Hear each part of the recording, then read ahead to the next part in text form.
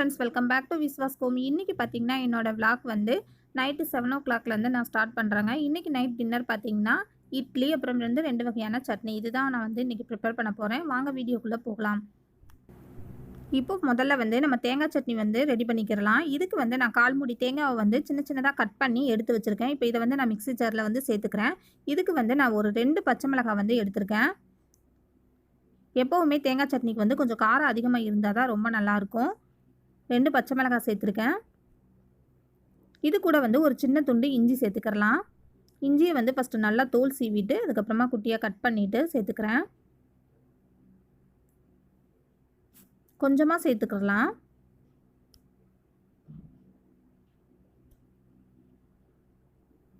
இந்த அளவு இருந்தால் போதும். இப்போ இது கூட வந்து ஒரு 6 ஸ்பூன் அளவுக்கு உடச்ச கடலை வந்து நான் சேர்த்துக்கிறேங்க. உடச்ச கடலை வந்து எப்பயுமே தேங்காவை விட கம்மியாக சேர்த்துக்கோங்க. இப்போ இதுக்கு தேவையான அளவுக்கு உப்பு வந்து சேர்த்துக்கிறலாம். கொஞ்சமாக வந்து சுகர் சேர்த்துக்கிறேன். இந்த மாதிரி சேர்த்து செய்யும்போது சட்னி வந்து ரொம்ப சூப்பராக இருக்கும். இதுக்கு தேவையான அளவுக்கு தண்ணி சேர்த்துட்டு மூடி போட்டு அரைச்சி எடுத்துக்கிறலாம்.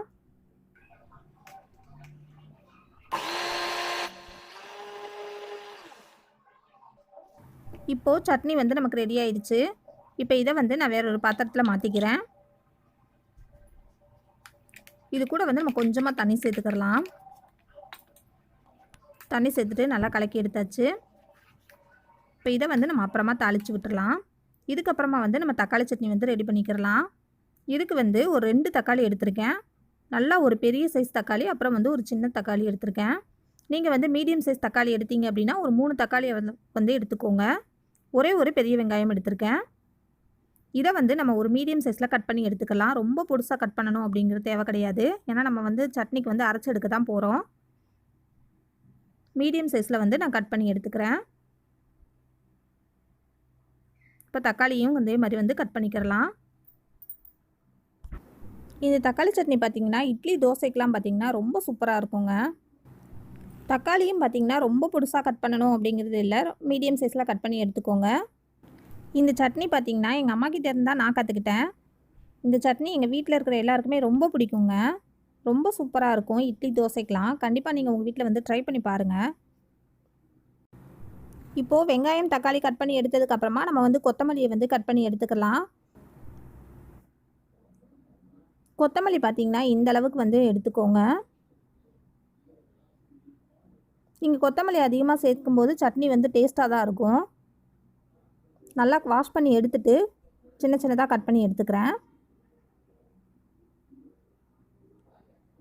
இப்போ வந்து நம்ம சட்னி வந்து ரெடி பண்ணிடலாம். அடுப்பில் வந்து கடாய் வச்சுட்டு எண்ணெய் சேர்த்துக்கலாம். 2 டேபிள் ஸ்பூன் அளவுக்கு எண்ணெய் சேர்த்துருக்கேன். எண்ணெய் நல்லா காஞ்சதுக்கப்புறமா நம்ம வந்து வெங்காயம் சேர்த்துக்கலாம். வெங்காயம் வந்து நல்லா வதங்கணும். ரொம்ப வதங்கணும் அப்படிங்கிற தேவை கிடையாது. கொஞ்சம் கலர் மாறி வந்தால் போதும். இந்த அளவுக்கு வதங்கினதுக்கப்புறமா நான் வந்து ஒரு 4 மிளகாய் வத்தல் வந்து சேர்த்துருக்கேன். சேர்த்துட்டு இதையும் நல்லா வதக்கிக்கிறலாம். இப்போ வந்து நம்ம வெட்டி வச்சுருக்கிற தக்காளியை வந்து இதில் சேர்த்துக்கிறலாம். சேர்த்துட்டு நல்லா வதக்கணும். தக்காளி வந்து நல்லா மசிய வதங்கி வரணும்.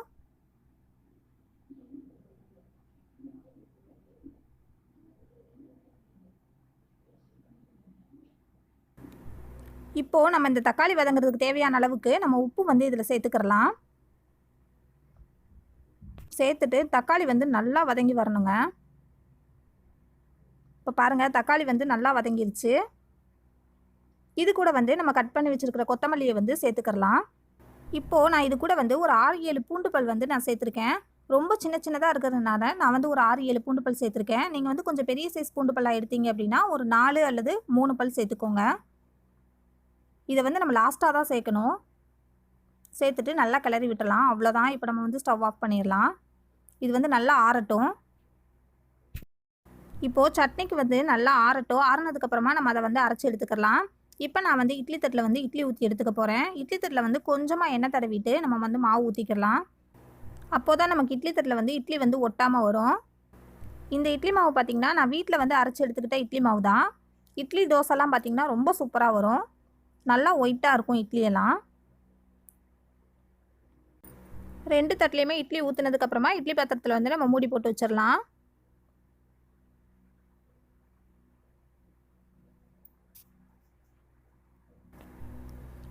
இப்போது சட்னி பார்த்திங்கன்னா நமக்கு நல்லா ஆறிடுச்சு. இப்போ நான் இதை வந்து அரைச்சி எடுத்துக்க போகிறேன். இதை வந்து ஒரு மிக்ஸி ஜாரில் சேர்த்துட்டு நம்ம அரைச்சி எடுத்துக்கலாம்.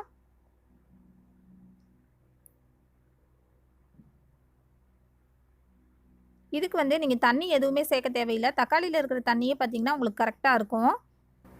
உங்களுக்கு தண்ணி சேர்க்கணும் அப்படின்னா நம்ம ஆல்ரெடி வதக்கணும் பார்த்திங்களா, அந்த பாத்திரத்துலேயே கொஞ்சமாக தண்ணி சேர்த்து நல்லா இது மாதிரி எடுத்து விட்டுட்டு நம்ம இதை வந்து மிக்ஸி ஜாரில் சேர்த்து அரைச்சி எடுத்துக்கலாம். தண்ணி வந்து ரொம்ப அதிகமாக சேர்க்கணும் அப்படின்னு தேவை கிடையாது இந்த சட்னிக்கு. பாருங்கள், சட்னி வந்து சூப்பராக ரெடி ஆயிடுச்சு. நம்ம இதை வந்து தாளித்து விட்டுறலாம்.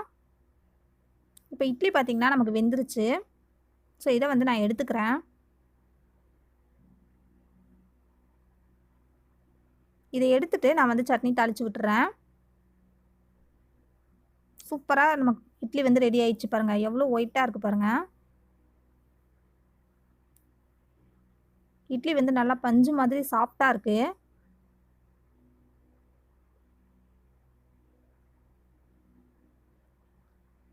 இந்த இட்லி மாவை எப்படி அரைக்கிறது அப்படின்னு நான் இன்னொரு விளாக்ல வந்து உங்களுக்கு ஷேர் பண்ணுறேன். இப்போ வந்து நான் சட்னி வந்து தாளித்து எடுத்துக்க போகிறேன். அடுப்பில் வந்து கடாய் வச்சுட்டு ஒரு 2 டீஸ்பூன் அளவுக்கு எண்ணெய் சேர்த்துக்கோங்க.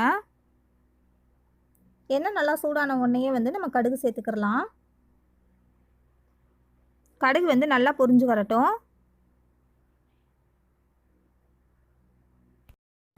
கடுகு பொரிஞ்சதுக்கப்புறமா நம்ம கருவேப்பிலை சேர்த்துக்கிறலாம். இப்போது தேங்காய் சட்னியில் வந்து இந்த தாளிப்பை வந்து நான் சேர்த்துக்கிறேன். அதே கடாயை வந்து அடுப்பில் வச்சுட்டு 2 டீஸ்பூன் அளவுக்கு எண்ணெய் சேர்த்துக்கோங்க. கடுகு சேர்த்தாச்சு. கடுகு நல்லா பொரிஞ்சிருச்சு. இப்போ கருவேப்பிலை சேர்த்துக்கலாம். அவ்வளோதான், நம்ம அரைச்சி வச்சுருக்கிற சட்னியை வந்து இதில் சேர்த்துக்கலாம். சேர்த்துட்டு ஒரு 2-3 நிமிஷம் மட்டும் நல்லா கிளறி விடுங்க. கிளறி விட்டுட்டு அடுப்பை வந்து ஆஃப் பண்ணிடலாம். அவ்வளோதான். இன்றைக்கி நமக்கு நைட் டிஃபன் வந்து ரெடி ஆயிடுச்சு. சுட சுட இட்லியோட சூப்பராக அந்த 2 சட்னி வச்சு சாப்பிடும்போது ரொம்ப டேஸ்ட்டாக இருக்கும். ஸோ என் பசங்களும் நானும் சாப்பிட்டதுக்கு அப்புறமா நம்ம வந்து பாத்திரத்தை எல்லாத்தையுமே க்ளீன் பண்ணி எடுத்துக்கலாம். சாப்பிட்டு வந்துட்டு நான் அதுக்கப்புறமா வந்து ஒர்க்கை வந்து ஸ்டார்ட் பண்ணுறேன். இப்போது சாப்பிட்டு முடிச்சுட்டு வந்ததுக்கப்புறமா நான் பாத்திரத்தை வந்து வாஷ் பண்ணி எடுத்துக்கிறேன். இது போல் வந்து நம்ம யூஸ் பண்ணுற பாத்திரத்தை வந்து அப்பப்போ நம்ம வாஷ் பண்ணி வச்சுட்டோம் அப்படின்னா உங்களுக்கு பாத்திரம் வந்து அதிகமாக சேராது. அது மாதிரி கிச்சனும் பார்த்திங்கன்னா நல்லா க்ளீனாக இருக்கும். காலையில் நீங்கள் எழுந்து வரும்போது உங்களுக்கு கிச்சன் க்ளீனாக இருந்தது அப்படின்னா உங்களுக்கு சமைக்கிறதுக்கே பார்த்திங்கன்னா ஒரு இன்ட்ரெஸ்ட் வரும். பாத்திரமும் பார்த்திங்கன்னா இந்த மாதிரி க்ளீனாக இருந்தது அப்படின்னா நம்ம காலையில் எழுந்து வந்து கடகடன்னு சமைச்சு முடிச்சிடலாம். அப்படி இல்லைன்னா பாத்திரத்தை வாஷ் பண்ணிவிட்டு அதுக்கப்புறமா நம்ம சமைக்கிற மாதிரி இருக்கும். இது போல் வந்து நீங்கள் கிச்சன் சிங்க்குக்கு பக்கத்துலேயே பார்த்தீங்கன்னா ஒரு வேஸ்ட்டு பாத்திரமோ அப்படி இல்லைன்னா ஒரு வேஸ்ட்டு டப்பா ஏதாவது ஒன்று வச்சுக்கோங்க. நீங்கள் சாப்பிட்டுட்டு அந்த வேஸ்ட்டு கருவேப்பிலை இந்த மாதிரி தக்காளி ஏதாவது இருந்தது அப்படின்னா அதில் இருக்கிற வேஸ்ட் எல்லாத்தையுமே இந்த வேஸ்ட்டு டப்பாவில் போட்டுட்டு அதுக்கப்புறமா நீங்கள் சிங்க்கில் வந்து பாத்திரத்தை போடுங்க. அதுபோல் நீங்கள் செய்யும்போது உங்களுக்கு சிங்க்கு வந்து அடைச்சிக்காமல் இருக்கும். அப்பப்போ வந்து நாமளே இது மாதிரி க்ளீன் பண்ணி விட்டுட்டோம் அப்படின்னா சிங்க்கில் வந்து அடைப்பு எதுவுமே ஏற்படாது. பாத்திரம் எல்லாத்தையுமே நல்லா வாஷ் பண்ணி எடுத்ததுக்கு அப்புறமா நம்ம கையோட சிங்கையுமே க்ளீன் பண்ணி எடுத்துக்கலாம். உங்களுக்கு சிங்கில் ஏதாவது அடைப்பு ஏதாவது இருந்தது அப்படின்னா கொஞ்சமாக பேக்கிங் சோடா கொஞ்சம் வினிகர் சேர்த்துட்டு ஹாட் வாட்டர் ஊற்றி விட்டீங்க அப்படின்னா நைட்டு ஃபுல்லாக அப்படியே விட்டுருங்க. உங்களுக்கு அந்த அடைப்பு ஏதாவது இருந்தாலும் அதை வந்து எடுத்துரும்.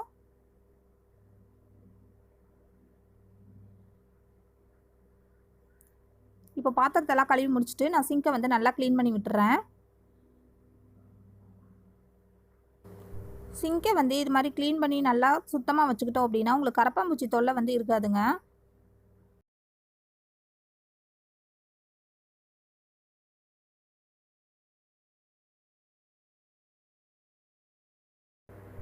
அவ்வளோதான், சிங்கை வந்து நம்ம சுத்தமாக க்ளீன் பண்ணி எடுத்தாச்சு. இதுக்கப்புறமா நம்ம அடுப்பை வந்து நல்லா க்ளீன் பண்ணி விட்டுக்கலாம். அடுப்பு வந்து ஆல்ரெடி க்ளீனாக தான் இருக்குது. அதனால் வந்து நான் ஒரு ஈர துணி வச்சு லைட்டாக மட்டும் தொடச்சி எடுத்துக்கிறேன். அடுப்பையும் அதுக்கப்புறம் வந்து கவுண்டர் டாப்பையும் வந்து லைட்டாக தொடச்சி எடுத்துக்கிறேன்.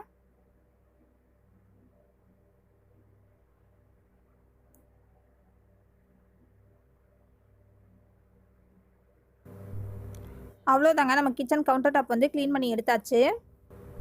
இந்த விளாக் பார்த்தீங்கன்னா நான் இதோட முடிச்சுக்கிறேங்க. இது உங்களுக்கு பிடிச்சிருக்கும் அப்படின்னு நான் நினைக்கிறேன். பிடிச்சிருந்தது அப்படின்னா மறக்காமல் நம்ம சேனலை சப்ஸ்கிரைப் பண்ணிவிட்டு பக்கத்தில் இருக்கிற பெல் பட்டனை ப்ரெஸ் பண்ண மறந்துடாதீங்க. தேங்க்ஸ் ஃபார் வாட்சிங்.